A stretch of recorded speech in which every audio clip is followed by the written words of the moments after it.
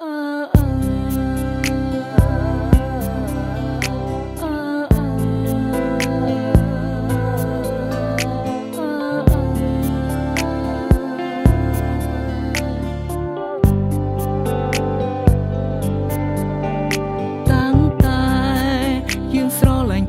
ងតែងតែលាក់បាំងអូ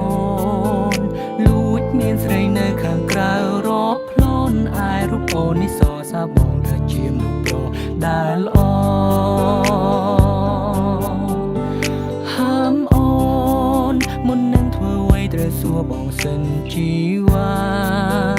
មិនឲ្យរូបអូនផ្ដេសផ្ដាសឡើយណាត្រូវចាំថាអ្វីជីវ៉ាគឺជារូបបងរូប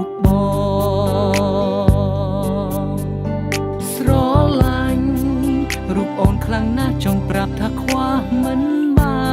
នតែសុំត្រឹមយ៉ាងគឺបងចង់បានសេរីភាពមិនចង់ឲ្យអូនមកដាក់គំនាបលើជីវិតបងអាចលួចមានស្រីបានតែអូនមិនអាចមានទេបងអាចកុហកមាសមេតែអូនមិនអាចធ្វើទេក្រុមពេលត្រូវស្មងបងគ្របពេលទៅត្រង់នឹងបងជីវ៉ាស្រឡាញ់រូបអូនប៉ុណ្ណាក៏បងនៅតែមានស្រីតែពាក្យមួយនេះមិនមែនមានន័យថាបងក្បត់ទេត្រឹមកុំដល់អារម្មណ៍ពេលឆ្លោះនឹងមាសមេកុំប្រកាន់នឹងរូបបងបានទេ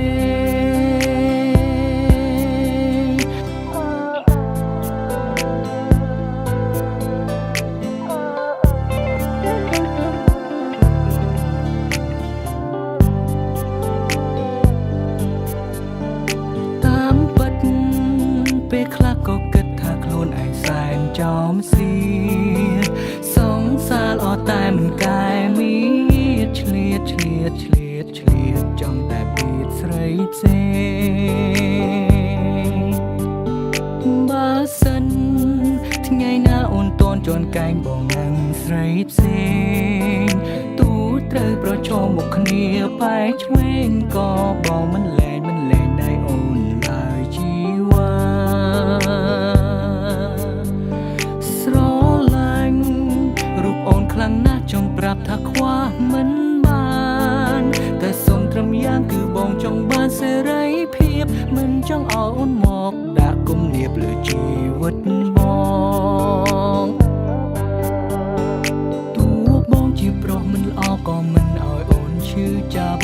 តួបងជាប្រុសដែលយ៉ាប់តែនិយាយស្ដាប់គ្នាបានតែអូនខុសពីបងអូនត្រូវតែស្មងត្រង់ព្រោះខ្លួនអូនជាមនុស្សស្រី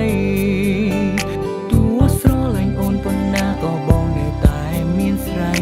តែពាក្យមួយនេះមិនមែនមានន័យថាបងក្បត់ទេ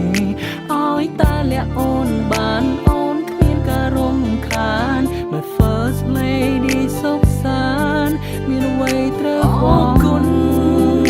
គ្រប់យ៉ាងដែលអូនផ្ដល់ឲ្យបងពិតមានក្តីសុខមិនដែលស្គាល់ទេទុកជាតិនេះ